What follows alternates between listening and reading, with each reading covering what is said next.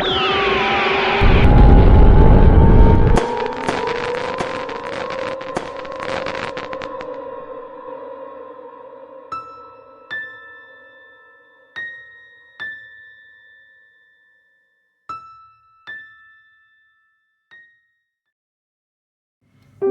kedalaman hutan hujan tropis Kalimantan, di mana pepohonan menjulang tinggi hingga menghalangi sebagian besar sinar matahari, hiduplah seekor tokek kecil bernama Nanang.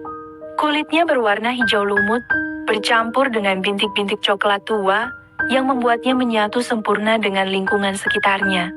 Mata Nanang, besar dan tajam, selalu mengamati setiap gerakan di sekitarnya, mencari mangsa dan menghindari bahaya. Ia tinggal di sebuah pohon durian raksasa yang sudah tua, di sebuah lubang besar di batang pohon yang menjadi rumahnya sejak ia masih kecil. Nanang bukanlah tokek biasa. Ia memiliki rasa ingin tahu yang besar dan keberanian yang luar biasa.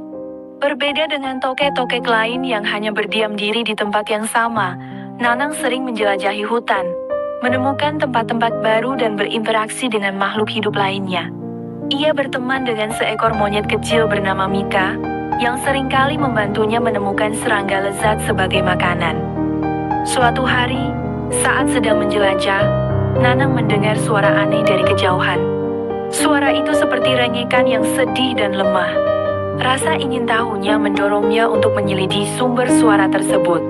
Ia menyusuri batang pohon, melompat dari ranting ke ranting, dengan hati-hati dan waspada. Sumber suara itu ternyata berasal dari sebuah lubang di akar pohon besar. Di dalam lubang itu, Nanang melihat seekor tikus kecil yang terluka. Kakinya terjepit di antara akar pohon dan tampak patah. Tikus itu tampak lemah dan hampir tidak berdaya. Nanang, yang biasanya hanya memikirkan dirinya sendiri, merasa iba melihat tikus kecil yang malang itu. Ia tahu bahwa tikus itu tidak akan mampu bertahan hidup sendirian. Tanpa ragu, Nanang mendekati tikus tersebut dan mencoba membantunya. Namun, Nanang bukanlah dokter hewan. Ia tidak tahu bagaimana cara merawat tikus yang terluka. Ia hanya bisa mencoba membebaskan kaki tikus itu dari jepitan akar pohon dengan hati-hati. Setelah berhasil membebaskan kaki tikus, Nanang mencari beberapa serangga kecil untuk diberikan kepada tikus itu sebagai makanan.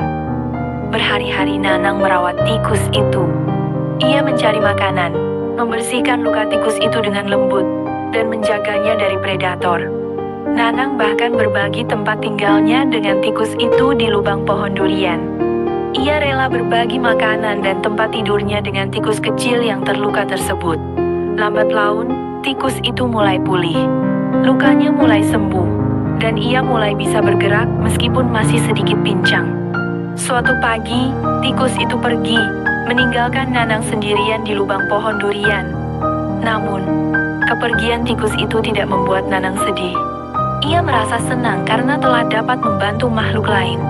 Sejak saat itu, Nanang semakin dikenal di hutan. Bukan hanya karena kecerdasannya dan keberaniannya, tetapi juga karena kebaikan hatinya. Ia menjadi contoh bagi tokek-tokek lain, menunjukkan bahwa kebaikan dan kepedulian dapat memberikan kebahagiaan yang lebih besar daripada sekadar mencari keuntungan sendiri. Kisah Nanang menjadi legenda di hutan hujan tropis Kalimantan, kisah tentang seekor tokek kecil yang memiliki hati yang besar.